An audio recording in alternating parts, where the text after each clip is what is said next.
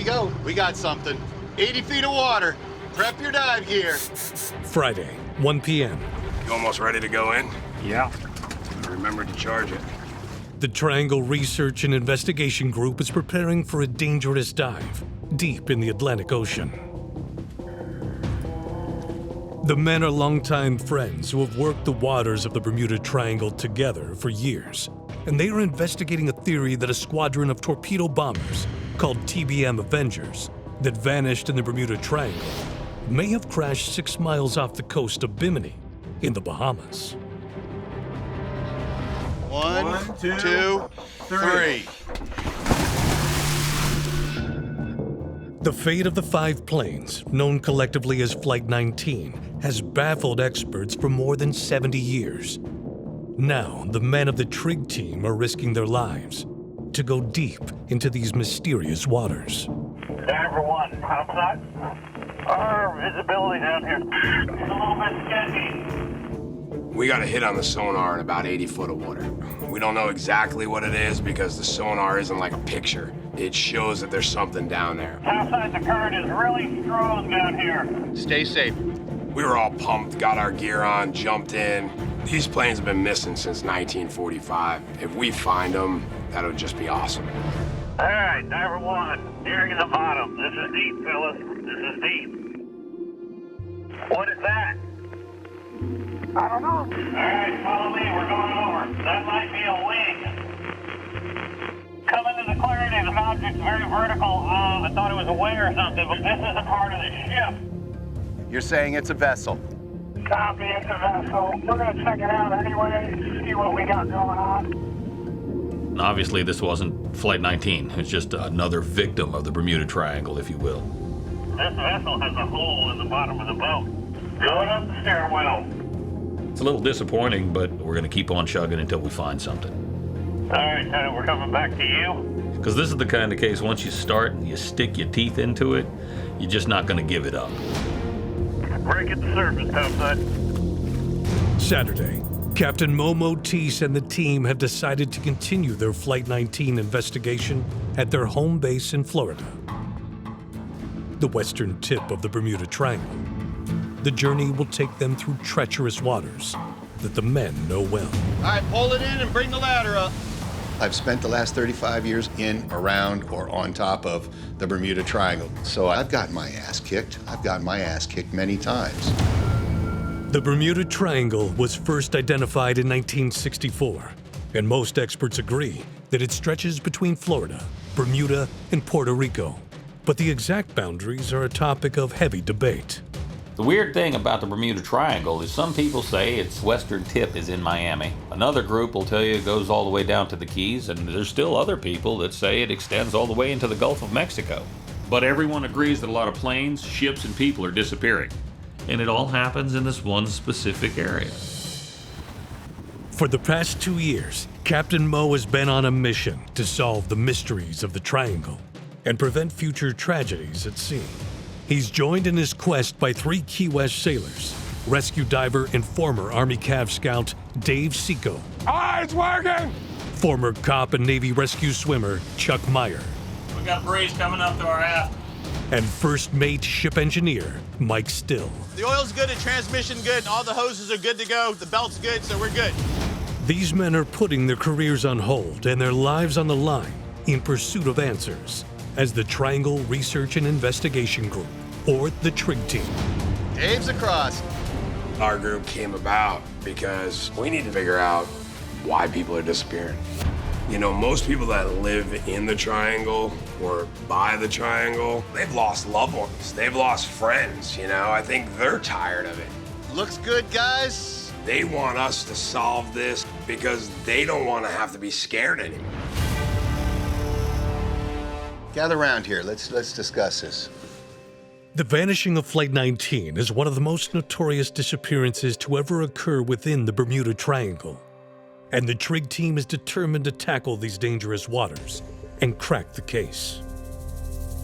December 5th, 1945, 5 Grumman TBM Avengers, under the command of Charles Taylor, took off on a routine training run and disappeared somewhere in the Bermuda Triangle. and they found absolutely nothing. The Flight 19 story is an integral part of the Bermuda Triangle legend because it wasn't just one plane, it was 5 planes. They were military, and they've never been found. And I think that was like the true beginning of the legend of the Bermuda Triangle. It was Flight 19, which just means it's the 19th flight of the day that did this same exact mission. It was a routine training bombing run. Their idea was to take off out of Fort Lauderdale, fly to the east over an area called Hens and Chickens, continue its flight path, and then turn northwest 120 miles, and then take another left and return to base. That last turn never happened. At 4 p.m., something went wrong. Commander Taylor radioed in and stated that both of his compasses in the aircraft were malfunctioning. They were spinning, is what he said. Back on land, flight controllers tried desperately to determine what went wrong with Commander Taylor's squadron and where they were. Radio contact was faint and patchy, but one pilot could be heard declaring that the men had gotten lost after their last turn, and Taylor stated that his broken compasses had led the Avengers hundreds of miles off course, placing them over the Florida Keys.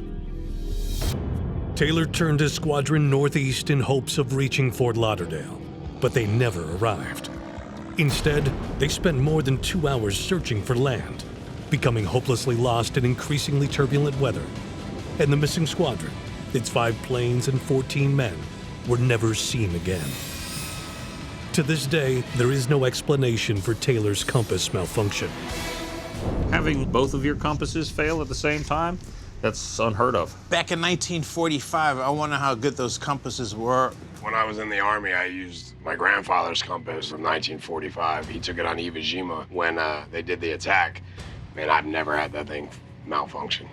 Again, it's the Bermuda Triangle. This is where strange stuff happens.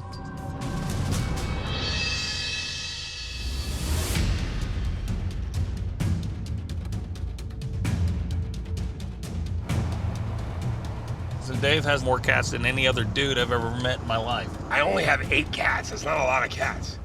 The disappearance of Flight 19 has baffled experts for more than 60 years, and it is of particular interest to Chuck and Dave, who are both military veterans. The 2 men have known each other for more than 20 years. Chuck's my best friend. I mean, I trust Chuck with my life. He was a Navy rescue diver. He was a sheriff. He was on the SWAT team. Chuck lost his leg over in the desert. He basically got blown up in a truck 3 times. And you wouldn't know his leg was blown off if you couldn't see it. Before trying to determine where Flight 19 went down, the trig team will attempt to find out why it disappeared. So Chuck and Dave have arranged to meet with author and Bermuda Triangle expert Scott Allen Roberts for a briefing on the theories that may explain what happened to the missing squadron. So we are here to talk about one of the big boys of the Bermuda Triangle, Flight 19. Well, that's really the granddaddy of them all. Why did these guys get lost? What threw them off? Why did they basically zigzag all across the Bahamas and southern Florida and just end up nowhere? You know, what intrigues me the most is that 2 compasses malfunctioned at the same time. Well, I think that's become one of the defining characteristics of the Bermuda Triangle.